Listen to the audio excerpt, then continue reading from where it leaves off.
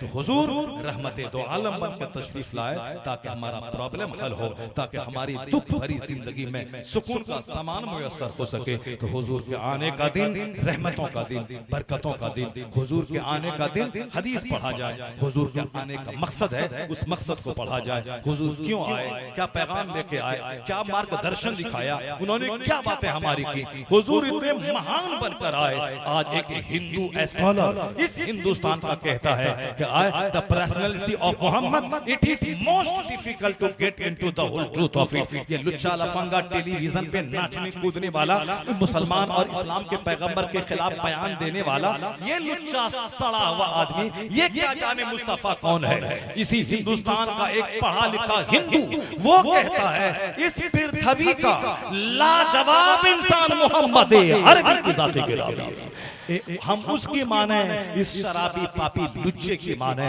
इस हिंदू की बात हर दीवार पे लिखी। वो कहता है all these magnificent roles in these departments of human activities he is like a hero. यानी हुजूर ने जो हर जीवन के हर क्षेत्र में जो योगदान दिया है उसको देखकर कहा जा सकता है रूए जमीन का बिल्कुल अदीमुल मिसाल, अदीमुल नजीर, अबतरी शख्सियत का नाम मोहम्मद अरबी अलैहिस्सलाम है।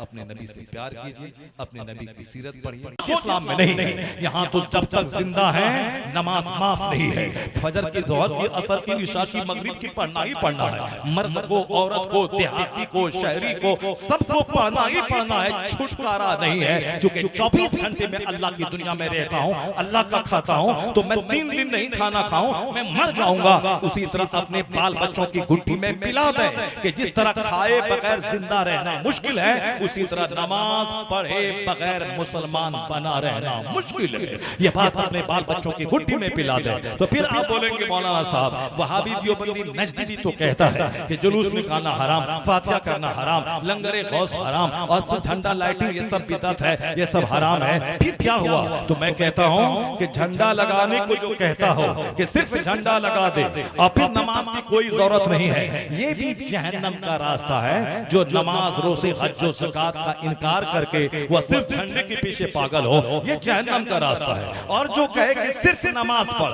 फातिहा, मिलाद, दुआ, दरूद ये हराम है, ये भी जहन्नम का रास्ता है। क्यों? एक अच्छा काम, मबाह काम, जायज काम, मुस्तहब काम को वह हराम कह रहा है। तो फिर जो कहता है नमाज की क्या जरूरत है, झंडा निकाल जन्नत चला जा, ये भी है गुमराहों का काम। और जो कहता है सिर्फ नमाज पर झंडा और फिर महफिल मिलाद की जरूरत क्या है, ये भी जहन्नमियों का काम है। क्यों? रमजान कहाँ से मिलता अगर मुस्तफा न आते, काबा कहाँ से मिलता मुस्तफा न आते, मैं पैदा कहाँ से होता अगर मुस्तफा न आते। तो मैं पैदा हुआ, खाने काबा बना, मिना अरफात मुज़दलिफा है, ये सब मुस्तफा के कदमों की बरकत से नमाज मिला, सजदा मिला, कुरान मिला, रमजान मिला, हज मिला, नमाज, ज़कात मिली, ये सारी नेमतें हुजूर के सदके में। तो जो हुजूर के वजह से सारी नेमतें मिली हैं, वो ईदों की ईद है मुस्तफा के आने का दिन, वो जाने ईमान है मुस्तफा, काने ईमान है मुस्तफा, कंज़े ईमान है मुस्तफा, होते कहाँ खलील बिना काबा मिना लौलाक वाले साहबी, ये सब तुम्हारे घर की है। जब हुजूर के सदके में सारी बहारें हैं तो हुजूर के आने का दिन सबसे बड़ा ईद का दिन होना चाहिए। इसलिए नमाज पढ़े और साथ में झंडा भी उठाए, जुलूस भी निकाले। और जो कहता है नमाज पढ़ने की क्या जरूरत, जुलूस निकालो जन्नत चले जाओ, हफ्ता में एक दिन बताशा पे फातिहा दिलाओ जन्नत चले जाओ, यानी हफ्ता में 7 दिन ये शैतान की तरह जिए, रात भर सिनेमा देखें और रील चलाएं और 5 रुपए का बताशा लेके फातिहा करवा दें और जन्नत कूद के चले जाए। वह जन्नत जहां तक निगाह जाएगी एक जन्नती का अपना घर होगा। वह जन्नत जो सोने चांदी की ईंट का बना हुआ है, वह जन्नत जो ईंट को मुश्क कस्तूरी के कारे पे जोड़ा गया है, जो जन्नत जहां सिर्फ जवानी ही जवानी है, बुढ़ापे का गुजर नहीं है, वह जन्नत जहां आराम का सारा तसव्वुर जो दिमाग में आ सकता है वह सब जन्नत में है। तो वह इसी तरह मिल जाएगा, एक लुकुम दाना, एक बताशा, एक जुमरात के दिन रसिया पे फातिहा दिलाने से वो जन्नत मिल जाएगी। नहीं मिलेगी वो जन्नत, बहुत महंगी चीज है, बहुत मुश्किल है। ये शहादत कहे, उल्फत में कदम रखना है। लोग आसान समझते हैं मुसलमान होना, तो आखिर पता क्या चला कि जो कहता जुलूस, चादर, गागर, अजमेर, बगदाद और बरेली और उर्स, मजार, नमाज की क्या जरूरत है, ये भी जहन्नम का रास्ता है। और जो कहता है नमाज, रोजा, हज, ज़कात, फातिहा हराम, मिलाद हराम, जुलूस हराम, वो भी जहन्नम का रास्ता है। तो जन्नत का रास्ता है कौन? जन्नत का रास्ता ये बीच का रास्ता है कि पहले नमाज होगी, फिर नियाज होगी, नमाज होगी फिर जुलूस मोहम्मदी निकलेगा, नमाज होगी गौसे पाक का लंगर बटेगा, नमाज होगी गरीब नवाज के मज़ार पे हाजिरी होगी, नमाज अदा की जाएगी, फातिहा और महफिल मिलाद भी की जाएगी, यानी फर्ज भी अदा होगा, नफ्ल भी अदा होगा। यही सीधा रास्ता जन्नतुल फिरदौस लेके चला जाएगा।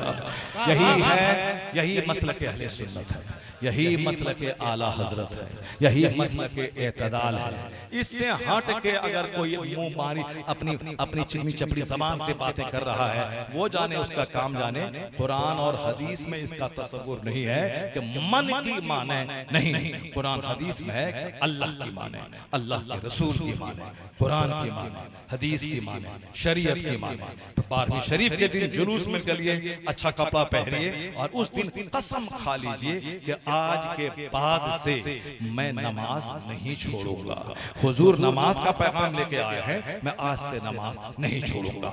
हुजूर सच का पैगाम लेके आए हैं, आज के दिन से मैं झूठ नहीं बोलूंगा। हर 12 तारीख को एक एक बड़े गुनाह से तौबा कीजिए, तो 12 साल में 12 बड़े गुनाहों से तौबा कर लेंगे।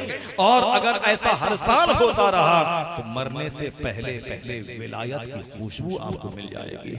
जन्नत वहां मिलेगी, यहाँ फरहत मिलेगी, यहाँ सुकून मिलेगा, यहाँ चैन मिलेगा, बाल बच्चों की फर्मा बरदारी मिलेगी, यहाँ औरतों की तरफ से बगावत और सरकशी नहीं, औरतों की तरफ से राहत मिलेगी।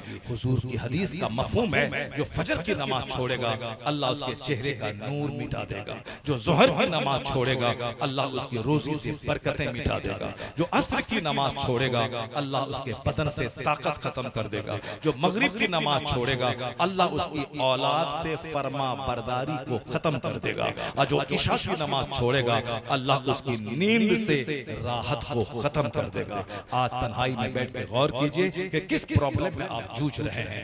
एक 10 घंटे सोने के बाद भी नींद पूरी नहीं होती है, बस में, ट्रक में, हर जगह औंगते रहते हैं।